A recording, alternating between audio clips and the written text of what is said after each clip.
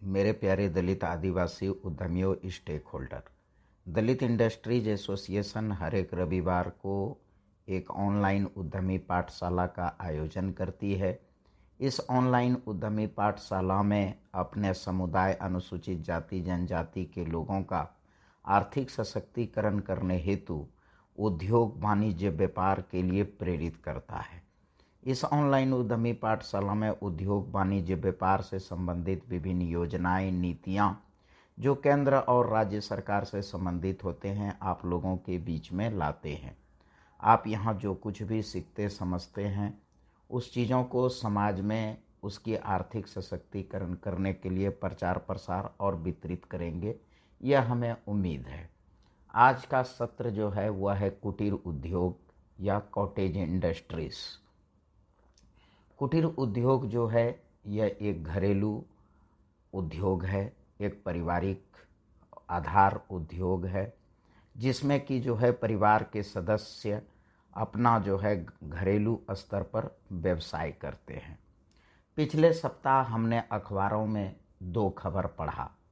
एक खबर यह था कि बिहार में एक अपर मुख्य सचिव स्तर के पदाधिकारी, आईएएस अधिकारी जो दलित वर्गों से आते हैं, उन्होंने जो है बीआरएस लेकर आगामी विधानसभा चुनाव 2025 में विधानसभा के सुरक्षित क्षेत्रों से चुनाव लड़ने के लिए उन्होंने बीआरएस प्राप्त किया।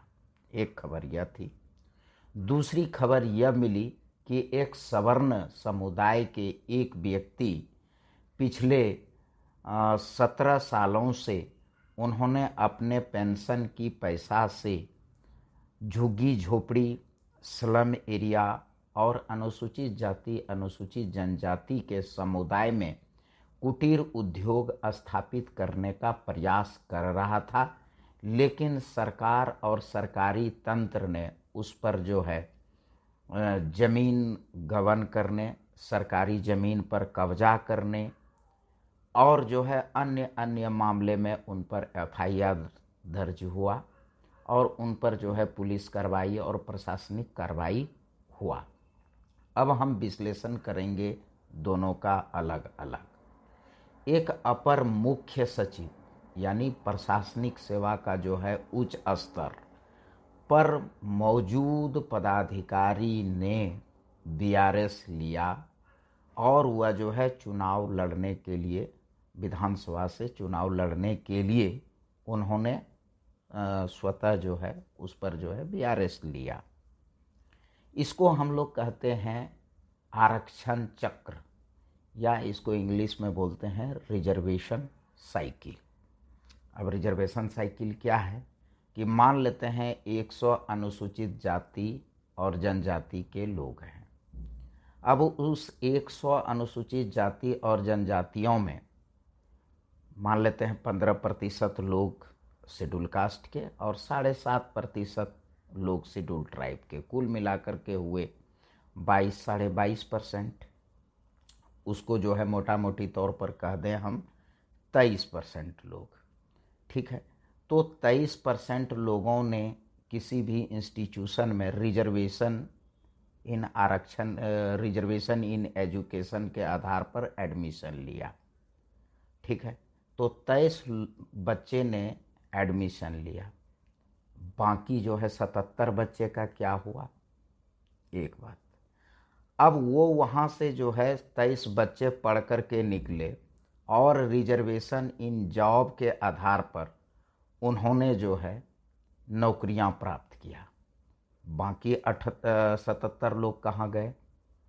फिर उन्होंने रिजर्वेशन इन प्रमोशन से प्रमोशन प्राप्त किया और अपर मुख्य सचिव या मुख्य सचिव स्तर पर गए। अब उसमें से जो है उन्होंने निकल करके फिर रिजर्वेशन इन पॉलिटिक्स, वहाँ जो है रिजर्व सीटों से उन्होंने ये किया। तो यह साइकिल जो है चलता रहा कि रिजर्वेशन इन एजुकेशन में 23 लोग गए, बाकी 77 लोग कहाँ गए? फिर जो है रिजर्वेशन इन जॉब, उसमें 23 लोग गए, बाकी 77 लोग कहाँ चले गए?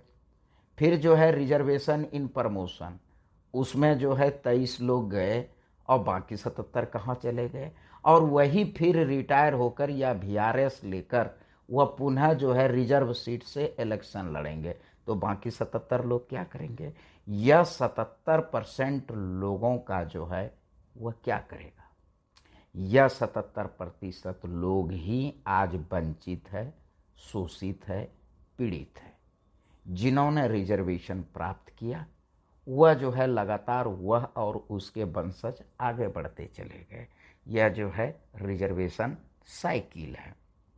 अब आप यह बताएं कि उस अपर मुख्य सचिव जो है, जो जीवन भर जो है आईएएस की नौकरी करता रहा और उन्होंने समाज के लिए नहीं सोचा, अब वह जो है उच्च अमाउंट दे करके किसी पॉलिटिकल पार्टी से टिकट प्राप्त करेंगे और वह जो है वहाँ से इलेक्शन लड़ेंगे, हो सकता है जीत भी जाएंगे, तो ये चीज़ें होगी। लेकिन उसने पूरे जीवन काल में समाज के लिए क्या किया?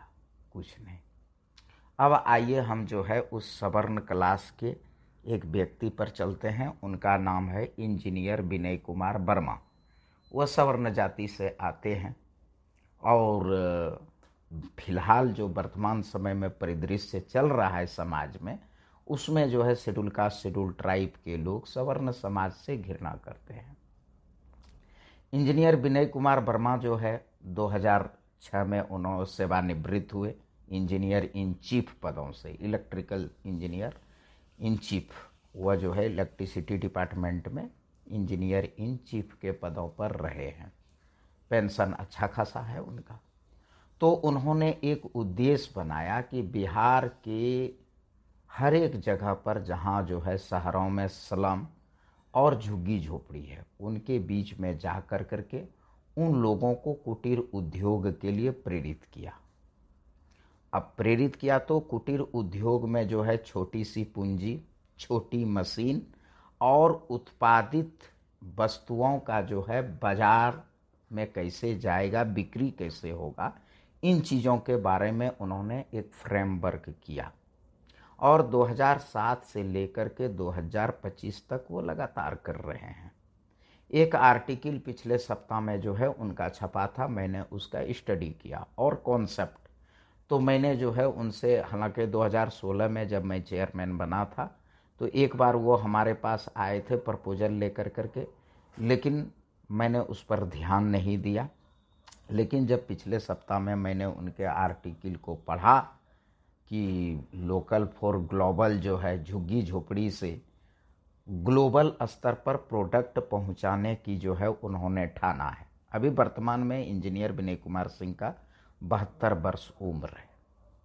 तो जब इस दोनों कहानियों को मैंने अखबारों में पढ़ा तब आश्चर्य की बात यह हुई कि एक व्यक्ति जो रिजर्वेशन के आधार पर वो गया, आफ्टर रिटायरमेंट उसको समाज में उसके आर्थिक सशक्तिकरण, उसके सामाजिक बदलाव की बात करने के बजाय वह पुनः जो है रिजर्वेशन के चौथे चरण में घुस गए।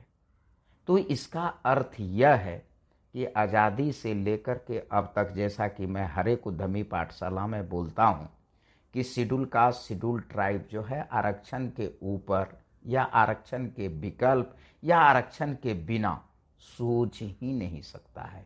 यह बात जो है इंजीनियर विनय कुमार ने साबित किया। मैंने इंजीनियर विनय कुमार से व्यक्तिगत रूप से जाकर के मिला और उनसे ये बातें मैंने पूछा कि आपको यह प्रेरणा जो है कहाँ से मिली। उनके साथ काफ़ी लंबे बातचीत करने के बाद उन्होंने हमें यह बताया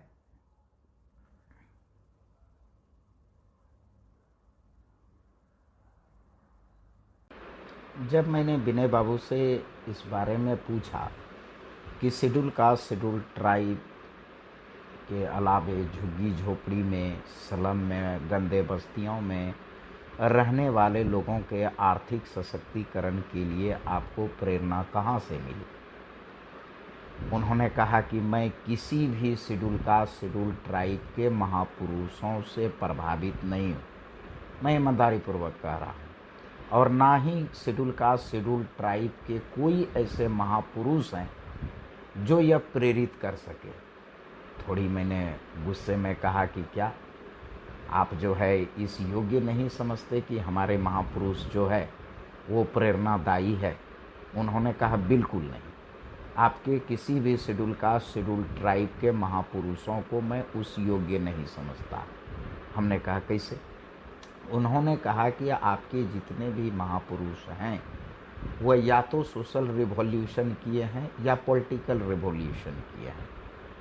अंग्रेज़ों के सहयोग से बाबा साहब भीमराव अंबेडकर ने अनुसूचित जाति और अनुसूचित जनजातियों के आरक्षण का प्रावधान किया। आरक्षण का लाभ मात्र 22 या 23% लोगों को मिला, लेकिन 78% या 77% लोगों का क्या होगा, यह जो है शेड्यूल कास्ट और शेड्यूल ट्राइब के किसी महापुरुषों ने नहीं सोचा और उसके पास एजेंडा भी नहीं है। आज हम लोग जितने भी शेड्यूल कास्ट शेड्यूल ट्राइब के महापुरुषों को भगवान मानते हैं, वास्तव में उन्होंने मात्र जो है 22 या 23% शेड्यूल कास्ट शेड्यूल ट्राइब के सशक्तिकरण के लिए कार्य किया है। 77% या 78% लोगों के लिए उनके पास कोई एजेंडा मौजूद नहीं था। मैंने जब बारीकी से इस चीज़ों को सोचने का प्रयास किया तो वास्तव में यही पाया गया कि इनका कथन सत्य है, इसमें कोई दिक्कत नहीं। उन्होंने कहा जितने भी महापुरुष हुए वह जो है आफ्टर डॉक्टर B.R. अम्बेडकर सारे महापुरुष आरक्षण के इर्द गिर्द ही घूमे। आरक्षण के ऊपर, आरक्षण के विकल्प और आरक्षण के बिना कोई भी शेड्यूल कास्ट शेड्यूल ट्राइब के महापुरुषों के पास विजन नहीं था। तो मैंने इस बातों को एग्री किया। तो मैंने कहा कि जो है आपने जो है किनसे प्रेरणा लिया? उन्होंने कहा कि बाबा साहब के पहले। फिर मुझे आश्चर्य हुई कि बाबा साहब के पहले मतलब? तब उन्होंने कहा कि अमृतलाल नागर, विट्ठल दास नागर ठक्कर नाम बड़ी थी। तो मैंने भाई साउथ में बताइए इसका नाम क्या है? तो उन्होंने कहा ठक्कर बप्पा। वास्तव में ठक्कर बप्पा एक सिविल इंजीनियर थे और वह जो है गुजरात के वैष्णव परिवार यानी हिंदू परिवार से आते थे। और उन्होंने जब उनकी पोस्टिंग साउथ अफ्रीका के युगांडा में गया तो उन्होंने वहाँ देखा कि वहाँ के जो निर्धन लोग हुआ करते थे, ट्राइब लोग हुआ करते थे, उनके बीच में जो है उनके आर्थिक सशक्तिकरण करने के लिए कॉटेज इंडस्ट्रीज़ का बोलबाला था। वहाँ से प्रेरित होकर करके और भारत में उन्होंने जो है सिविल इंजीनियरिंग से रिज़ाइन दिया, अंग्रेज़ों का जो है सरकारी जॉब से उन्होंने रिज़ाइन दिया और उन्होंने शेड्यूल कास्ट शेड्यूल ट्राइब उस वक्त जो है हरिजन और आदिवासियों के लिए उत्थान के लिए कार्य करने लगा। यहाँ तक कि कल्याण नीति, वेलफेयर पॉलिसी, ठीक है, बाबा साहब सामाजिक न्याय के प्रणेता हैं, लेकिन वेलफेयर पॉलिसी के प्रणेता जो हैं वह जो है ठक्कर बप्पा को दिया जाएगा। जितना भी सोशल वेलफेयर की चीज़ें जो है भारत में स्थापित अगर किया तो उनका श्रेय जो है ठक्कर बप्पा को दिया जाना चाहिए। उन्होंने पूरे भारत में भ्रमण करके उस वक्त के हरिजन और आदिवासियों, आज के शेड्यूल कास्ट शेड्यूल ट्राइब के लिए उन्होंने कार्य किया और उन्हीं से प्रेरणा लेकर के इंजीनियर विनय कुमार जो है वह कार्य कर रहे हैं कि झुग्गी झोपड़ियों में जा कर करके उनको जो है घरेलू उत्पाद जो कम पूंजी और कम मशीनरी के आधार पर हो और वहाँ के प्रोडक्ट को वह जो है विदेशों में एक्सपोर्ट करते हैं और वहाँ से जो पैसे प्राप्त होते हैं उनके जीवन यापन को सुधारने के लिए प्रयास कर रहे हैं। जबकि हर एक शेड्यूल कास्ट शेड्यूल ट्राइब का यह दायित्व बनता था कि आफ्टर रिटायरमेंट जो है वह समाज की ओर मुड़े, और समाज में जाकर के उनके आर्थिक सशक्तिकरण करने का प्रयास करें। लेकिन शेड्यूल कास्ट शेड्यूल ट्राइब के लोग रिजर्वेशन से ऊपर या रिजर्वेशन के विकल्प या रिजर्वेशन के बिना यह सोच ही नहीं सकता है। तो तब यह जो है संदेह और हो जाती है कि आज आज़ादी से इतने सालों के बाद भी शेड्यूल कास्ट शेड्यूल ट्राइब आरक्षण के बिना नहीं जी सकता है। और उदाहरण पूर्व में मैंने उदाहरण आपको दे ही दिया। आज अपने पेंशन की पैसा से, अन्य लोगों की सहयोग से वह जो है कॉटेज हैं, और उनका लक्ष्य है कि बिहार के हर एक पंचायत में वह एक जो है पीयूसी सेंटर खोल रहे हैं, प्रोडक्ट यूनिट सेंटर, वो सेंटर खोल रहे हैं। और उस सेंटर में स्लम के महिलाओं को और पुरुषों को कार्य, एक छोटा प्रयास है, हालांकि व्यापक प्रयास वो नहीं कर पा रहे हैं, लेकिन एक अलग पहचान मिल रही है। मैंने उनका फ़ोटो और वीडियो लेने का प्रयास किया, उन्होंने कहा कि नहीं नहीं नहीं नहीं, मुझे नेता नहीं बननी है, हम ऐसा नहीं कर सकते। उन्होंने फ़ोटो वीडियो देने से मुझे इनकार किया। हालांकि मैंने उनको जो है बताई कॉटेज इंडस्ट्रीज़ का जो है क्या हो सकता है, भविष्य कैसे इसको किया जा सकता है। अभी वर्तमान में जब वो कार्य कर रहे थे और जब वह जो है कि झुग्गी झोपड़ी में अवस्थित लोगों का सरकार से उन्होंने आग्रह किया कि जहाँ झुग्गी झोपड़ी के लोग हैं उसका पर्चा दे दिया जाए, ताकि वहीं अस्थायित्व कर करके, और जो मैं पैसा कुटीर उद्योग का प्रोडक्ट को विदेशों में बेच करके मैं जो कमा रहा हूँ, उसी से मैं वहाँ जो है उनके लिए फैसिलिटेट करूँगा और थेमेटिक इंटरवेंशन का जो है मैं वहाँ शुरुआत करूँगा। तो उल्टे सरकार के द्वारा सहयोग किए जाने के बजाय, शासन प्रशासन के सहयोग करने के बजाय उन पर जो है ज़मीन की दलाली और SC ST को गुमराह करने का आरोप लगाया गया। साथ ही साथ कई पॉलिटिकल पार्टियों के लोगों ने जो है उस पर SC ST एक्ट के द्वारा उन पर केस भी कर दी गई। उनके सभी बच्चे बाहर में रहते हैं, वह बार बार उनसे आग्रह किया कि आप उनके बीच में काम करना छोड़ दीजिए, क्योंकि कई एलिगेशन उन पर लगाए गए कि वह SC ST के बीच में ऐसा ऐसा कार्य करते हैं, और उसको SC ST के अधीन जो है उन पर केस भी कर दी। उन्होंने हमें जो है अपना फाइल दिखाते हुए कहा कि देखिए इनकी जीवन स्तर को, और इन्हीं के द्वारा जो है मेरे ऊपर केस करवा दी गई। तो वास्तव में यह जो है, हालांकि जो अपर मुख्य सचिव है जिन्होंने रिजर्वेशन से पढ़ाई किया, रिजर्वेशन से नौकरी प्राप्त किया, रिजर्वेशन से प्रमोशन लिया, और फिर जो है वह रिजर्व सीट से इलेक्शन लड़ने चला गया, वह जो है हीरो हो गया। और विनय कुमार जो कि 2006 से रिटायर होने, सेवानिवृत्त होने के बाद वह झुग्गी झोपड़ी और स्लम एरिया में जा कर के उनके जो है आर्थिक सशक्तिकरण करने के लिए प्रयास कर रहा है, वह विलेन बन गए। यह है हमारी सामाजिक स्थिति, यह है हमारे महापुरुषों का एजेंडा। हालांकि मैं किसी का जो है क्रिटिसाइज नहीं करता हूँ, परंतु आर्थिक सशक्तिकरण करने का एकमात्र उपाय है उद्योग वाणिज्य व्यापार। जब तक अनुसूचित जाति अनुसूचित जनजाति के लोग उद्योग वाणिज्य व्यापार नहीं करेंगे, तब तक वह मालिक नहीं बन सकता है, तब तक वह आरक्षण के ऊपर की सोच विकसित नहीं कर पाएगा, तब तक वह आरक्षण के बिना जीने नहीं पाएंगे, तब तक वह जो है आरक्षण के विकल्प को नहीं समझ पाएगा। लेकिन यह जो है अल्टीमेट ट्रूथ है, मतलब अंतिम सच्चाई है कि उद्योग वाणिज्य व्यापार वही जो है आरक्षण का विकल्प हो सकता है। चाहे आप कुटीर उद्योग करें, ग्रामीण उद्योग करें, MSME करें, आप जो है heavy industry, large scale industry, ये सारे चीज़ करें, व्यवसाय करें, कॉमर्स, ट्रेड, ये सारे चीज़ करने के बाद जो है वह आर्थिक सशक्तिकरण होगा। आर्थिक सशक्तिकरण के बिना जो है कुछ भी संभव नहीं है। आज हम जो है ठक्कर बप्पा को नहीं जानते हैं, ठक्कर बप्पा को हम नहीं जानते हैं। ठक्कर बप्पा के कॉन्सेप्ट को 4 लोगों ने इनकैश किया। पहला महात्मा गांधी ने, जिन्होंने खादी ग्रामोद्योग की स्थापना किया। आज खादी ग्रामोद्योग अंतर्राष्ट्रीय पहचान बना लिया है। ठक्कर बप्पा के कॉन्सेप्ट को, मतलब हर एक लोगों के हाथों में काम हो और हर एक घरों में उद्योग हो, ये ठक्कर बप्पा का कॉन्सेप्ट था। ठक्कर बप्पा के कॉन्सेप्ट को पहला महात्मा गांधी जी ने अपनाया।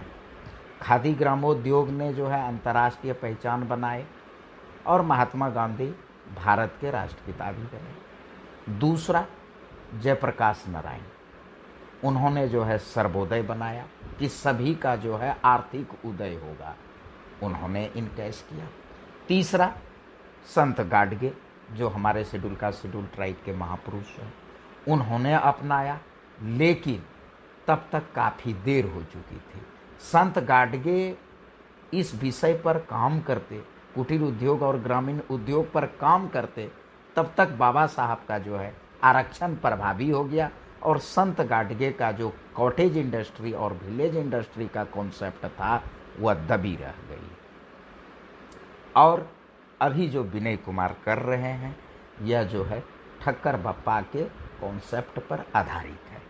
तो मैं अनुसूचित जाति और जनजाति के लोगों से आग्रह करूंगा कि आप ठक्कर बप्पा को जानें।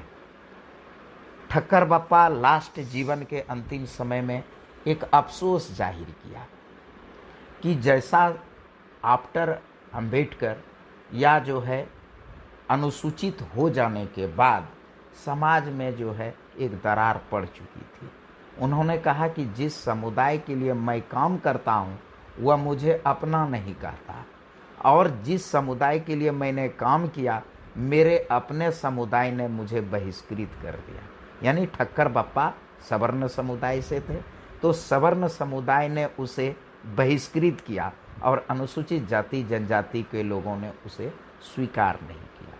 आज अनुसूचित जाति जनजाति के लोग अपने जातियों, अपने समुदायों के महापुरुषों का चिंतन मनन करते हैं, पूजा भी करते हैं, जयंती भी मनाते हैं, लेकिन अनुसूचित जाति और जनजाति, वर्तमान के अनुसूचित जाति जनजाति और भूत के हरिजन और आदिवासी, उनका अगर कल्याण नीति के लिए कोई श्रेय दिया जाए तो वह ठक्कर बप्पा थे।